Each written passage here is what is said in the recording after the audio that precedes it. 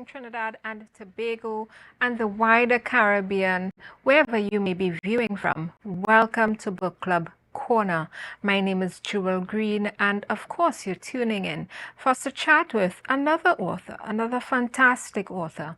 At Book Club Corner, we chat with authors, we chat with stakeholders of the publishing industry, and today we have with us the amazing Joel Frederick.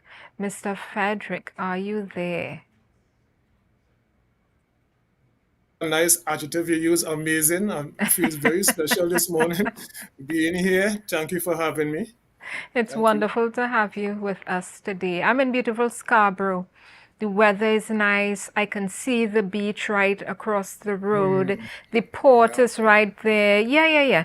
It's yeah, I'm fantastic today. jealous. Where are you and how is the weather? I'm in Toko, the lovely village of Kumano village, Toko, and the Oh, weather is the weather is nice and sunny, but I'm not yeah. close to the beach, but I'm close to the beach. Well, you're very close. Kumana is as close as you're gonna get when you're in Tuku sometimes, heading that way, you know. Yes, That's the, are yes, you it there is. yet? And they say yes. Yes, yes, And it Togo is is. close to, it's kind of close to Tobago when you look at that side down by Pigeon Exactly, Point. Yeah, exactly. Yeah, it is. It is. so Yes. fantastic. We're glad to have you. Thank Listen, you. Thank you. Mr. Frederick is one of those authors who does not stop writing. He has a number of books, he has done a number of wonderful things. And apart from being a poet, Mr. Frederick is also a five-time published author, and one of his books, the latest book he has published that we'll be chatting about today, is called The Divergent Language of Absolution. I feel like this is literally a textbook, right? The Divergent Language of Absolution. And he is on a mission to do what? To change the world one stanza at a time, one verse at a time. So thank you for being with us. This divergent language of absolution, we have quite a lot to get into. But before we go any further, Sure. what do we do on Book Club Corner? We sit and we sip and we chat. And today we're having, well, I am having my cassava wine. And I will not be needing to swirl and sip and savor. I already had this before. What are you sipping on, Joel? Well, incidentally, I'm sipping on I couldn't find myself a bottle of wine this morning, so I'm sipping on some Amarula. I like the creamy stuff because I can't handle my liquor too much, so I like All the right, creamy then stuff. let's take it slow today. We don't want to have you telling all your business on Book Club Corner, or do we? Exactly, exactly. No, no, no, no. We should do a virtual switch. That looks really good what you have there. When you come to Yes. Tobago next time, you're going to get a bottle from Field Wines so you can take back to Kumana Tuku. I will hold you to that. I will hold you to that. All right, then. Listen, cheers to you, Joel. We're going on a quick short break. And when we come Thank you. back, we'll be chatting with Joel about his experience as a first time author versus a fifth time author. So, see you in a few minutes. Don't go too far. Get your snacks, get yourself comfortable, get a drink, and come right back here on Book Club Corner. Good stuff.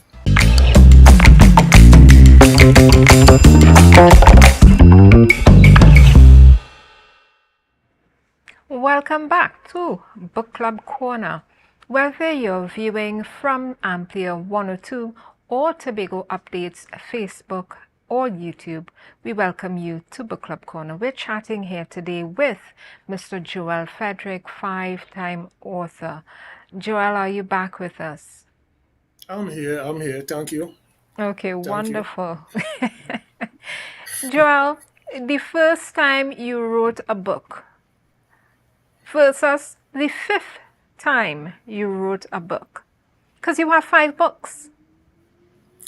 Yes, yes, yeah. The first time it was challenging. What Mm-hmm. happened before, I was just writing. I never had any intention of writing a book per se. During some years before, I just used to be writing because that was my craft. I was just writing just as a form of therapy, you know, because men don't usually talk, and sometimes the pen and the paper listens more than somebody else might. So my wife said, "Boy, you only writing, writing, writing. Why don't you write a book?" I say, "Okay." So that Yeah. was during the 2020 period, during the COVID period. So I had some time, of course, like anybody else, to Mm-hmm. sit down and really put my thoughts onto paper. The first one was I already had some material because I was writing for somebody as well. So I had some material there. So after the first one, the others came thereafter was basically easy. Yeah. Mm-hmm. Well, let me tell you, I'm looking behind you and I'm seeing, this is really what we love to see authors do. I love your display behind you with all your books. So these are some of the books you've written. There's Purple Butterfly and a Purple Moon, right? Yes. If love was a word, I was wondering what you're meaning by that one. If love is a word, what's up with that? I try to make my titles very provocative. Incidentally, the third book, which is If Love Was a Word, I basically wrote that one for my wife because you Mm-hmm. have the good side of love and you have the not so good side of love. So that book is Mm-hmm. divided into two distinct parts where Mm. I was kind of discussing the balance. If love was really a word, or if love is a word. So you have two distinct parts of that experience. Mm-hmm. If it's a word, if it's even real, I really love that. That sounds like a very interesting book to read. It's like the love on the dark side of the moon, you know? Yes, yes, yes, I yes, really like yes. that. How did you feel when that feature came out? So you got featured in a Newsday. And as an author, sharing your work, sharing yourself, seeking visibility so that others may know what you are about and that you have books because people can't buy what they don't know exists, right? How did this feature come about and how did you feel about it? This feature came about, it was a labor of love because as somebody who is relatively unknown, I still consider myself relatively unknown. To get your work and to get your words out there, it takes a lot of communicating and reaching out to publishing houses and to media houses, you know. So I reached out to an editor, and she was interested in sharing my story. So when it finally was published and it came out, I said, okay, maybe I'm on to something here. It gives you a sense of accomplishment. Even if Mm-hmm. I don't become rich over it, at least even if one word or one poem touch somebody, at least I will do my part in trying to make the world a better place or trying to give men that voice to speak about what ails them and what are the challenges. Mm-hmm. So it was a sense of accomplishment for me. I congratulate you on your book marketing efforts because I tell authors all the time, it's lovely, one, to write a book. It's amazing to, two, publish it. But three, that's the next phase of it. Trying to Yes, make that's sure tough. people see you, see your book, see your material, and not just see your face, but understand where it's coming from you know and I Yes, have to yes, applaud you for going the extra mile because a lot of authors they just sit with their books. So authors out there, if you're a friend of an author, please encourage them to make sure that they take that step to market themselves. And if you're hearing me, authors out there, don't be afraid. Put down the introvert side of you, right? Let it take a seat somewhere and rest. And come out and share yourself with the world. We want to know what you're about, and people want to hear from you. It's not a situation where nobody wants to hear from me. Yes, we do. We want to hear from you. So please try and get the word out there. So congratulations to you, Joel, on that feature. thank you, thank you, thank you. When you talk about men, when you talk about men and how they feel and, who listens and how well do they listen, and perhaps even if you'll want anybody to actually listen because and I'm saying that for myself sometimes because sometimes you just want a wall to bounce it off of, you know what I mean? You just want to be able to Yes, speak into the oblivion without any feedback. You just want to talk, right? And sometimes yes. men too, you all need that. Tell me about this mission you're on with your books, and talk to us in relation to what we talk about all the time: toxic masculinity, the traits that we associate men with or that we imbue men with that aren't working for you. Men don't have feelings, men don't cry. Talk to us about that and your book and your mission. Ooh, heavy load there. Okay, Mm-hmm. so I'm going to try to offload as I could put it simply. I think we have been taught from an early age as young boys not to show emotions. Something happens to you, what you crying for? He's a big man. What you crying for? He's a man, And, most of us grow up kind of dysfunctional after a while because we tend to keep our feelings inside. And then when we tend to keep our feelings inside, something happens. And as they say in Trinidad and Tobago, cause the pressure to burst pipe. You know, it's nothing wrong for a man to show his emotions and to be vulnerable. To me, it makes you more of a man. Because what is the sense of holding all this emotion inside and then you have no one to express your feelings to? And sometimes doing that, it could lead to a lot of, it could lead to the grave, it could lead to the hospital, it could lead to jail, because we do have an avenue to express our emotions. By me doing this, it was an indirect approach to kind of self therapize, to give myself some self therapy in that aspect. And by doing that, to see if me doing that will build a platform and give others the courage to do the same.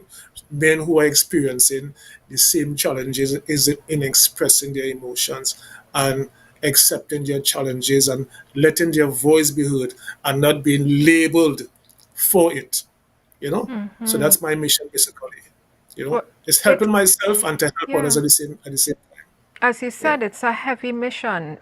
But it's a worthwhile one, in society. And we don't want to go down the road where we're talking about, our gender issues today. But what we really want to focus on is your poetry. But I think it's powerful to mention the fact that you, as a male in society, you're writing and using poetry in a cathartic way to kind of purge yourself of things that you may need to examine, get rid Exactly. of, Exactly. repackage. And I think that is such a powerful thing. You know, when we talk about writing and the cathartic power of writing, we want to make sure we talk about literacy as well. Because Yes. there's no writing, there's no reading if you aren't literate. So I'm putting a plug out there for all the men who may be functionally illiterate or just flat out illiterate. I'm putting a plug out there for you. Remember, literacy can open many, many doors for you. So if you're out there and you may be dealing with illiteracy, whether it's in yourself or somebody that you know, please get them the help that they need. It's not like, drinking or anything like that. But what we're talking about is approaching maybe altar, right, in Trinidad, or in Tobago. It's in Tobago, the Institute of Literacy with Mr. Sandiford.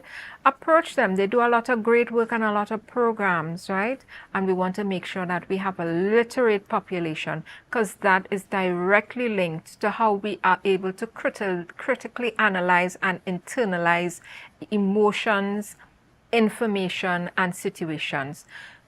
Tell me about you, Joel, in terms of your literacy. How could you have gotten to this place if you didn't have the ability to read and write? What would have been your position? I will have grown up predominantly of course, in a household where we used to go to church a lot, and we still do from time to time. And one of my go-to books was the Bible, one of them. And then my mother used to invest in a lot of these investigative books like Laurel and Hardy, the Hardy Boys, those kind of. So it always used to pique Yeah. my creativity and my interest in Mm-hmm. in that imaginative world. And then I have to credit my stepfather as well, my deceased stepfather Clifford Lizama. He also was a poet in his own right. He died being unpublished, and I think in some way this is my way to give homage to him, to continue his work, because a lot of what I have I got from him, you know. So he was very instrumental in me pursuing my dreams and my passion now. So he could live vicariously through me, to become a published author as well. So I give homage to him. Yeah, that is, Joel, you're hitting on so many good things this morning.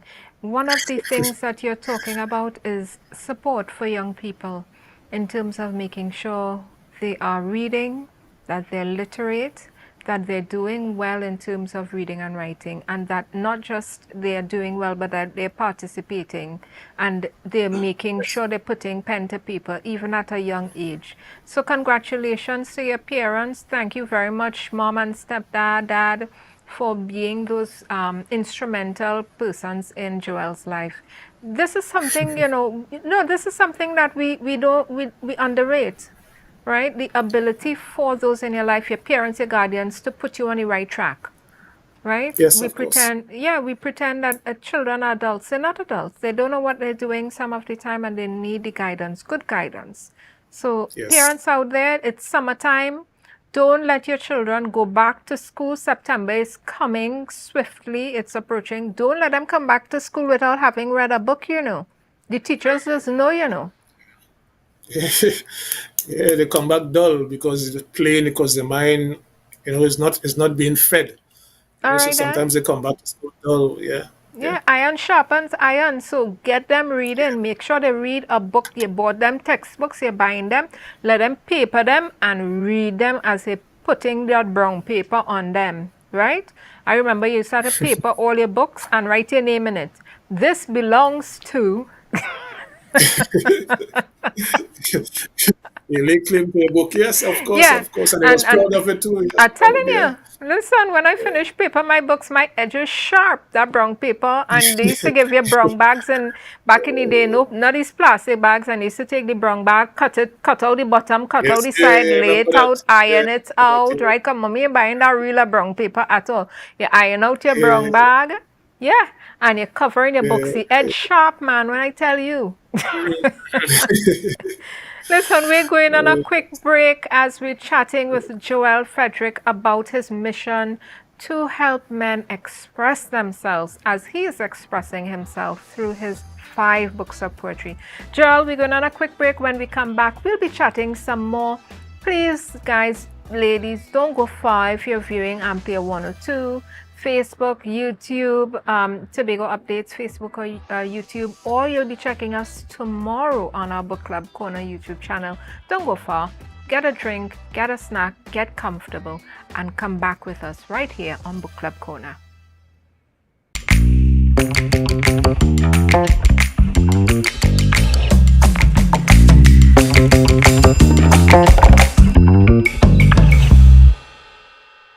Welcome back to all our viewers across Trinidad and Tobago and the wider Caribbean.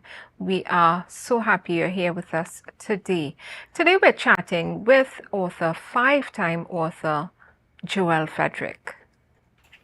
thank you again. I'm here. I'm here. Thanks for having me again. I'm so taken aback by this opportunity for me to appear on this platform, because it was a lot of hard work to have.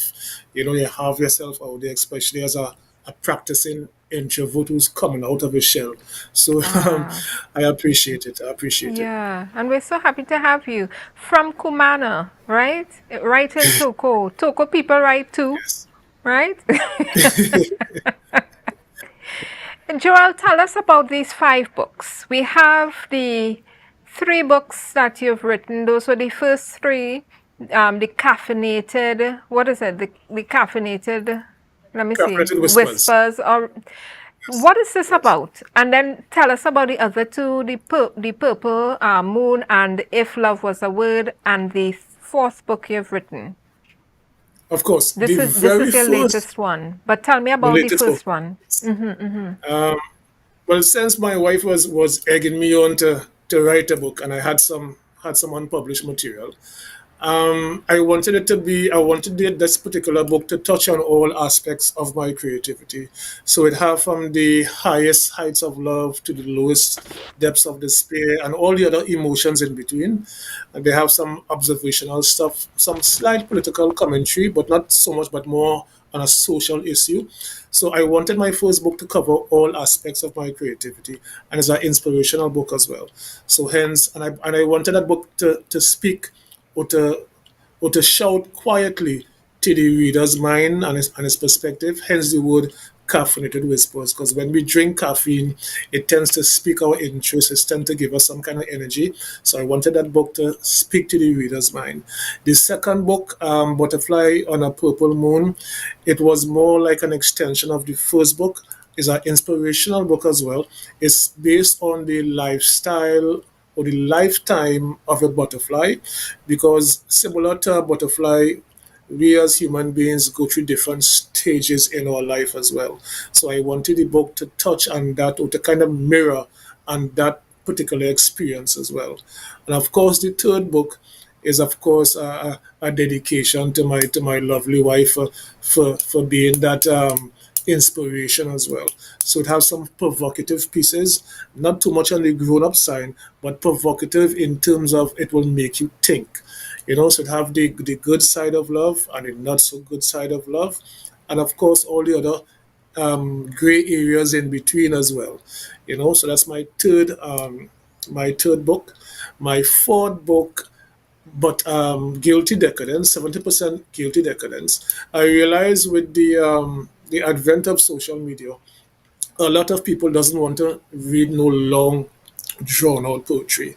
So this book have some very short nuggets. It's more like quotes, but very short nuggets. So that if they read it, they would not get too bored, or they would not have to say, "Oh, what is exactly he's saying?" Come to the point. Come to the point. So I made it very short and concise, so the reader will not be too dissuaded by what I have to say. So that's my fourth offering. Yeah. Tell us about this book that we're here to chat about, The Divergent Language of Absolution. Let me get into, first of all, the title. What a mouthful. When I first saw this, I said, wait, that's, first of all, that looking like a man backside to me. As my grandmother Incidentally, would beautifully put it.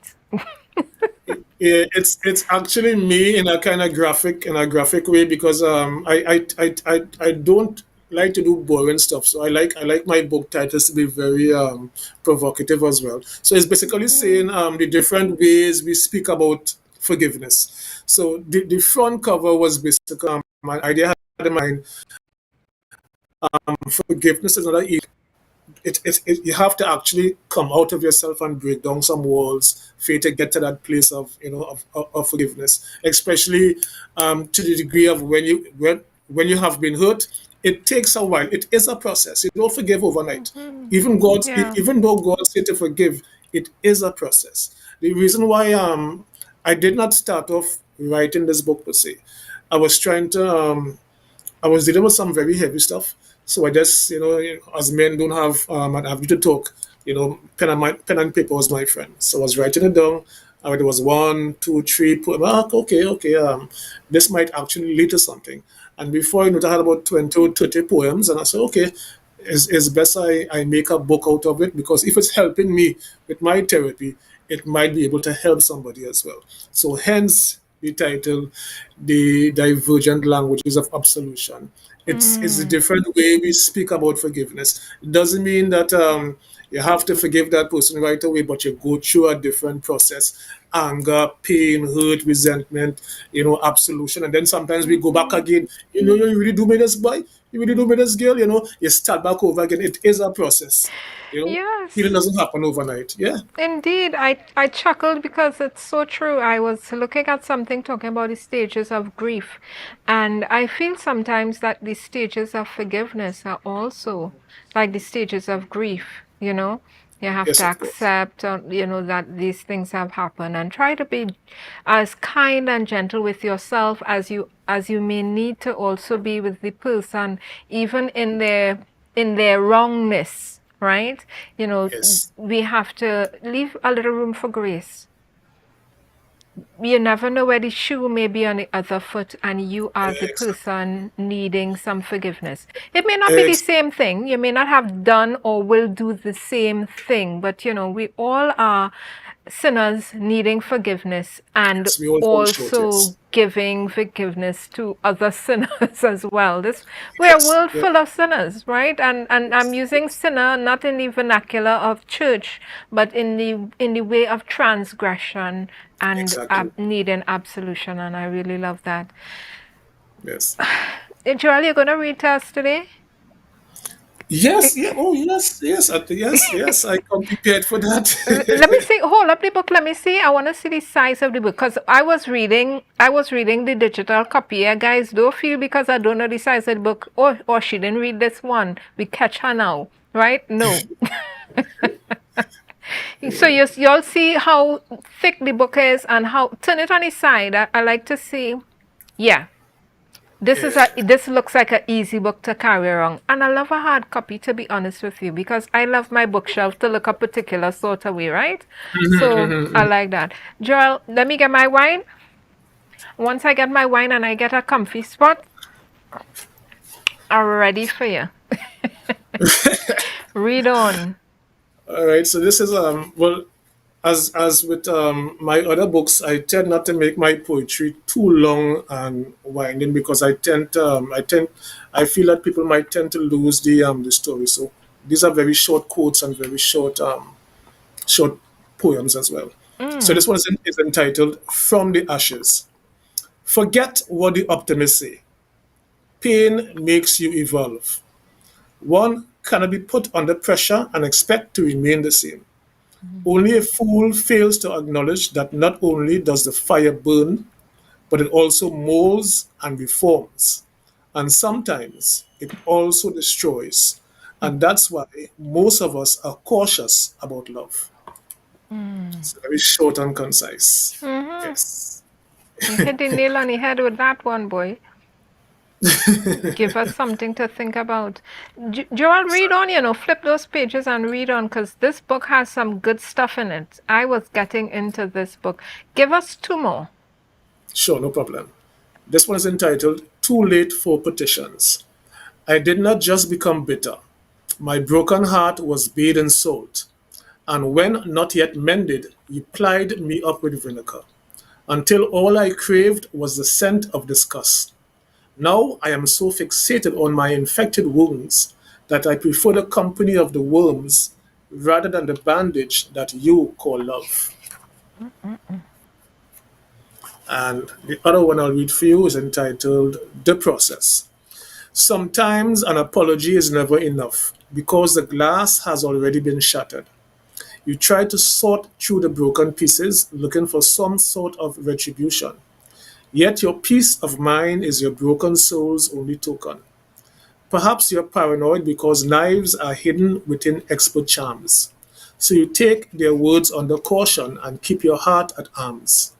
Sometimes an apology is never adequate, for the hurt is still new, yet you still try to sort out the broken pieces and eventually find the courage to forgive those who have wronged you. Yeah? Mm, yeah. Joel, I have to tell you, I feel like this book may also be a good book for persons who have lost people in their life.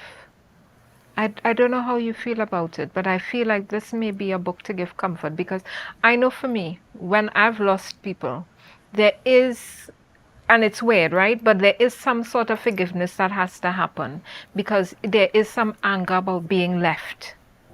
And I think Of this course, yes. book, yeah, I feel Yeah. like this book might be a good book to hit so many topics. I mean, the idea of forgiveness, it's usually because you're thinking somebody has done you something wrong or something bad, but a death in the family also brings up a good bit of anger and Of upsetness because course. Yes. there are things you wanted to say you now can't say. There are things, Exactly. opportunities for the same kind of redress, forgiveness, apology. The person probably didn't get to, apologize for some things that you feel they should have. So I think this book may be good for that. So just putting it out there. If you're out there and you're dealing with or feeling, some, as we say, some big emotions about forgiveness, anger, hurt, resentment, This book, The Divergent Languages of Absolution, is a great book to get into. Really sit Thank with it and write. Joel, you have a journal to go with this book? Unfortunately, no, I don't have a journal to go with it. No. This book sounds like a book you need to sit and write with. As you're reading it and things come up, you have to write them down. You have to get them out. And, Yes, let me not get into your business, Joel, but yeah, I think this book, it's a yeah. great idea. Probably a second edition might come out, and I will put a journal in there for those who want to write down their thoughts as well. So it's a very good idea. Thanks. Yeah, very You're good idea. welcome. You're welcome. Ladies and gentlemen, we're going on a quick break. Some for you to just kind of let go of some of these big emotions that this book would have brought up, right? We're going on a quick break, and when we come back, we're heading into the green room. We just heard from Joel Frederick reading from his book, The Divergent Languages of Absolution.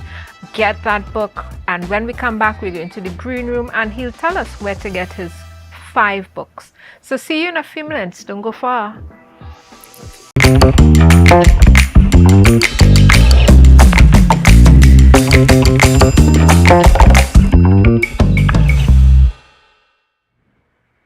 And welcome back. We're here in Book Club Corner chatting with the amazing author Joel Frederick, and he is the 5-time author of a series of books and works of poetry, and he's chatting with us from Kumana.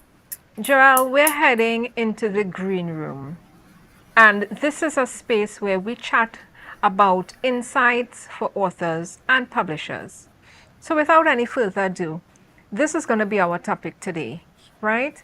In the green room, we talk about insights for authors and publishers, and today we're talking about what or who are the big 5. They are the 5 largest traditional publishing houses left. Those are Penguin Random House, HarperCollins, Hachette, Simon & Schuster, and Macmillan. Each has dozens of imprints, and they may soon be the big 4. So last week we talked about the imprints. What is an imprint? And an imprint is basically a specialization of a publishing house. But these publishing houses have all been conglomerated and bought over and merged until we just only have 5 traditional publishing houses. How were you published, Joel? Were you traditionally published, which means that somebody paid you to publish your book, or were you self-published, which means you paid a company to publish your work? Actually, I publish all of my books are published through Amazon, through their subsidiary company, Kindle Direct Publishing. I wanted to have more autonomy over my work, and I wanted to try the self-publishing route, just to just to have a little challenge, to give myself a little challenge. I did not reach out to any traditional publishers. As a matter of fact, one publishing house, Simon and Schuster, they did reach out to me, but I don't think I'm in that space. I don't consider my work very good. So I was giving myself some time to build a platform, because I think that is important as a publisher. If you want to put out a book, it's important for you to build a platform before you actually, because in that aspect you'll have someone people who will be interested in getting your work done, because basically when you're self-published, you're basically relatively unknown. So you want to build that platform and to get your work out. So eventually I will reach out to a traditional publisher, but I think for right now, the self-publishing route is working for me, because I want to have that. At least I'll have a body of work put aside. So when they do reach out to me, I say, well, I have this, I have done this. So I think I'll be a little more marketable in that aspect. So I'm not ready as yet. Joel, Yeah. I'm so impressed. Let me tell you what is impressing me. So you're saying one of the big 5, Simon and Schuster, reached out to you, and you said, "No, I'm not ready." What? Yeah, well, yeah. I wasn't. Yeah, I'm not. I'm not ready. I'm not ready. Let Yeah. me tell you, first of all, for Simon and Schuster to reach out to you, Joel, you're ready. They don't reach out to any and anybody, you know. I'm telling you, these big five, listen, they have a hierarchy. So for your book to get to them, whether it was through an agent, somebody would have put it through for you. For you Yeah. to get somebody to reach back to you to say, listen, we got your book.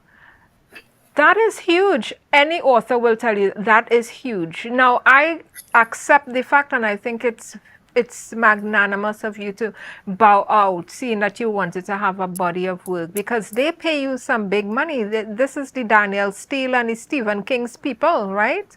These big Mm-hmm. five, yeah, these big five don't call on any and anybody. So kudos to you, Simon and Schuster. You say, I bet you were like this, going like, you know, I think I was a little Simon and more. Schuster. I was a little more. I was shocked, but I wasn't. Mm-hmm.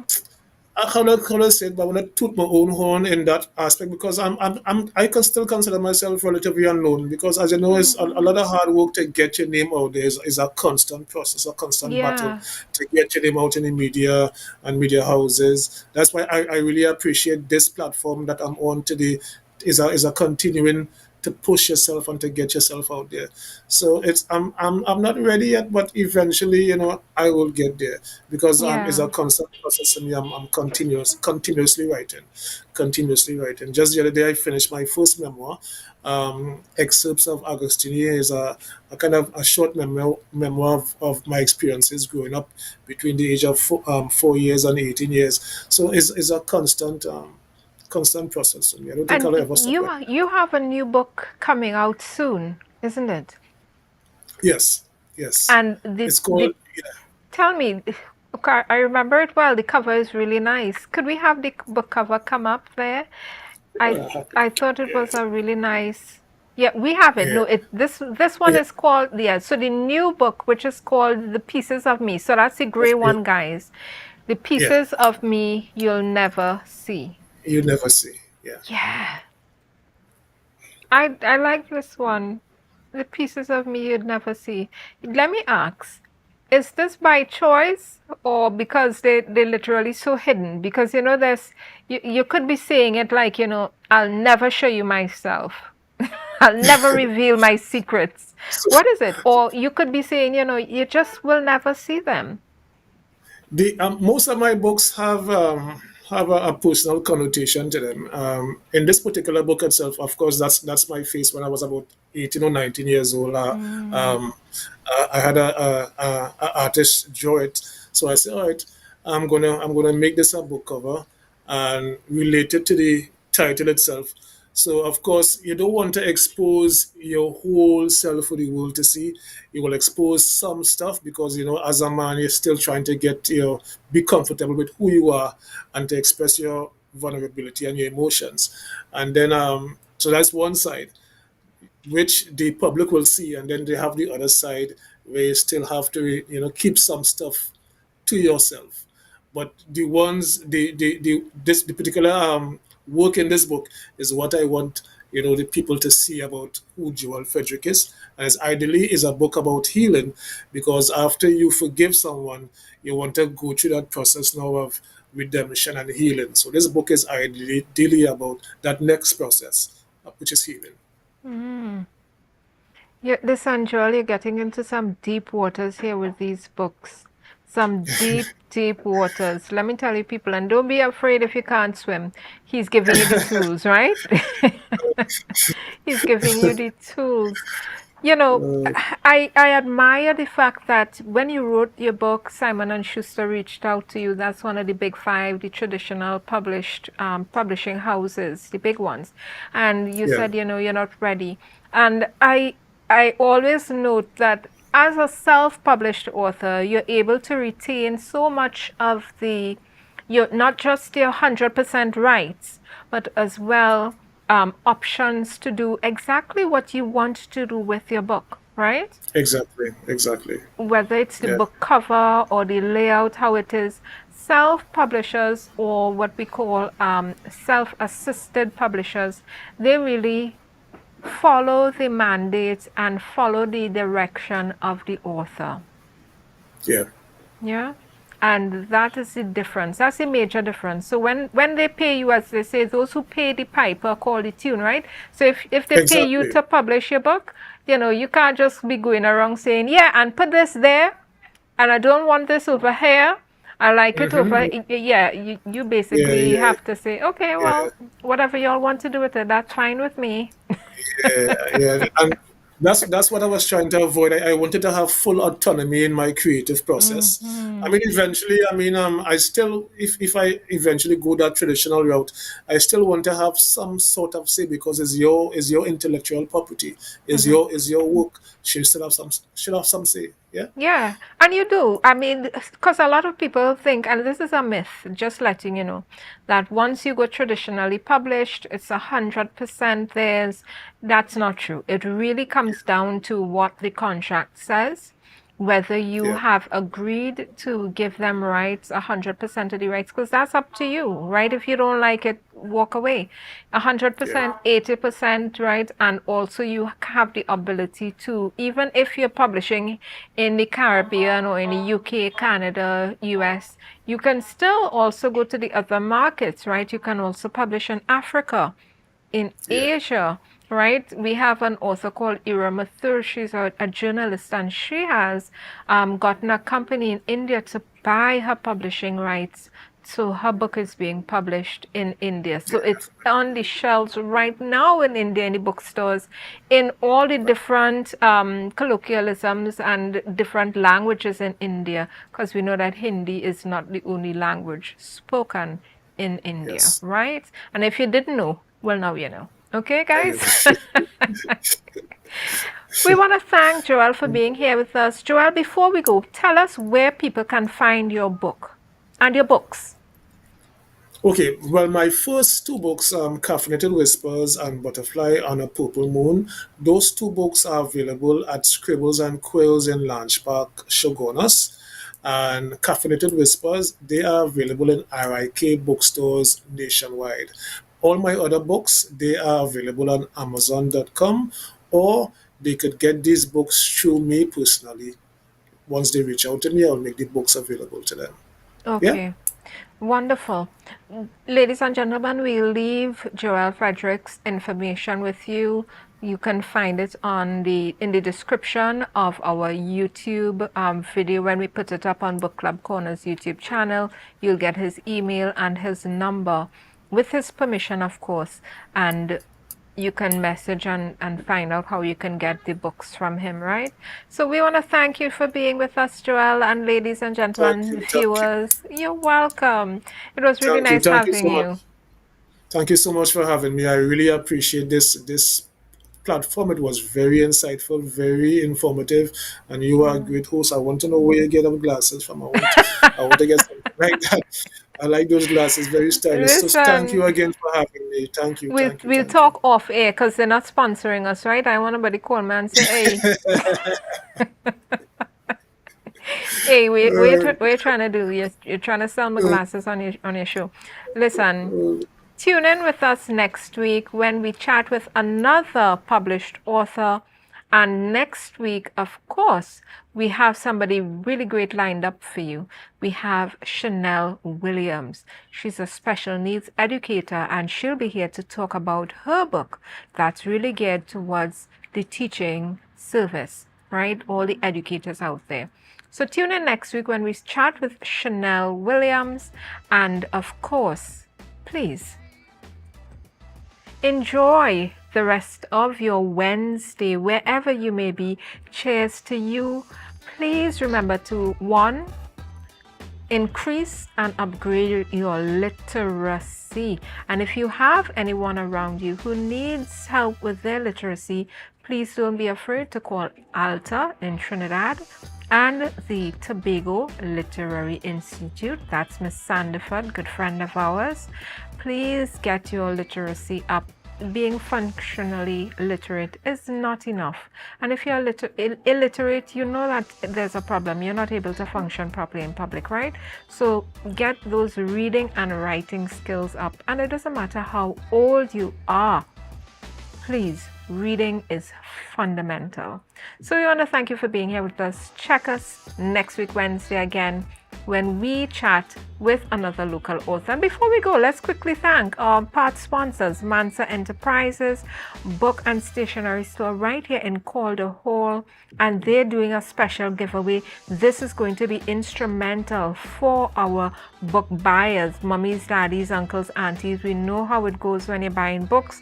They are doing a special where you will be getting $150 off with this voucher. And if you want to win the voucher, you have to go to our Facebook page, Book Club Corner's Facebook page, and like our page, like Mansa's page, and comment, "I support local." If you don't do those 3 things, you're not going to get the voucher, right? Let's keep that in mind.